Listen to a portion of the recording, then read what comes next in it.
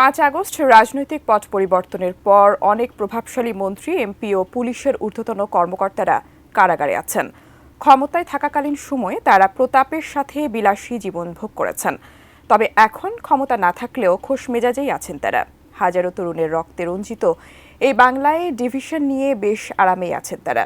তাদের সেই কারাবন্দী আয়েশি জীবনের কথা জানাচ্ছেন সহকর্মী মোহাম্মদ সোহাগ বিশ্বাস।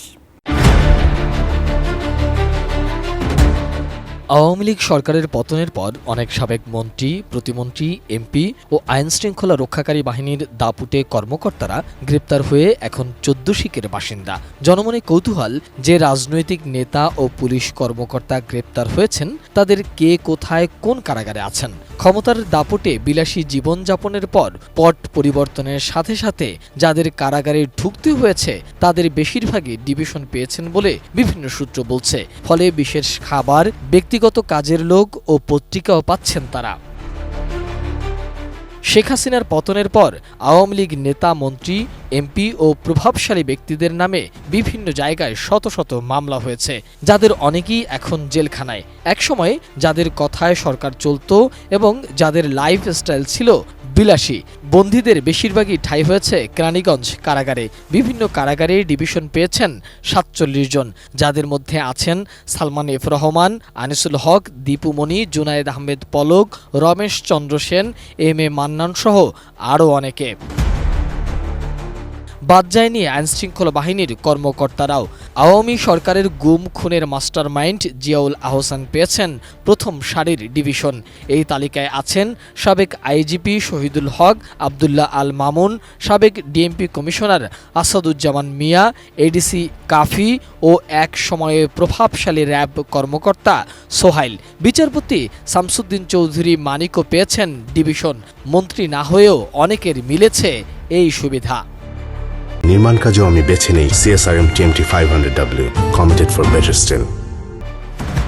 কারাসূত্র বলছে 3 বেলা নিয়ম মাফিক খাবার দেয়া হচ্ছে বন্দীদের। ডিভিশন যারা পেয়েছেন তারা নিয়মিত নামাজ পড়তে শুরু করেছেন, একে অন্যের সঙ্গে কথা বলছেন, নিজেদের ভুলের প্রায়শ্চিত্তের গল্প বলছেন একে অন্যের সাথে।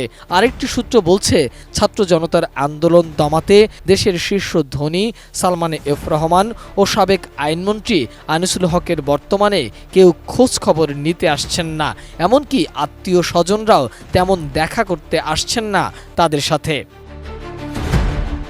কারা কর্তৃপক্ষ বলছে ডিভিশন পাওয়া আসামিরা থাকেন আলাদা একটি রুমে, যেখানে থাকেন একটি ছোট বিছানা, কাঁথা, বালিশ, টেবিল, চেয়ার ও ফ্যান, মেলে ব্যক্তিগত টয়লেট সুবিধাও। প্রতিদিন 2টি পত্রিকা দেয়া হয় তাদের। খাবারের তালিকায় সকালে রুটি, সবজি, ডিম রয়েছে। দুপুরে ভাত, মাছ অথবা মাংস ও ডাল পাচ্ছেন তারা। রাতে মাছ, ভাত ও সবজি। কারা অধিদপ্তরের এআইজি জান্নাতুর রহমান বলেন, অন্যান্য বন্দীদের মতো একই পরিমাণের খাবার পাচ্ছেন তারা, শুধু মাছ, মাংস দুবেলা পায়। মাসে একবার দেখা করতে পারেন পরিবারের সঙ্গে। সপ্তাহে একদিন 10 টাকার বিনিময়ে মোবাইল ফোনে কথা বলতে পারেন 10 মিনিট। এছাড়া তাদের দেখভাল করছেন একজন কারাকর্মী। সার্বক্ষণিক নজরদারি ছাড়াও প্রতিটি কক্ষের দায়িত্বে থাকেন একজন কারারক্ষী। এছাড়াও অন্য বন্দীদের থেকে ভিআইপিদের মেডিকেল সুবিধাও আলাদা রয়েছে বলেও জানা গেছেন। একসময় আওয়ামী লীগের প্রভাবশালী এই মন্ত্রীরা বাইরে থেকেও যেমন বিলাসী জীবন ভোগ করেছেন, কারাগারে থেকেও ঠিক একইভাবে বিলাসী জীবন ভোগ করছেন কি করে, এমন প্রশ্নও অনেকের মনে। মোহাম্মদ সোহাগ বিশ্বাস, এটিএন নিউজ, ঢাকা।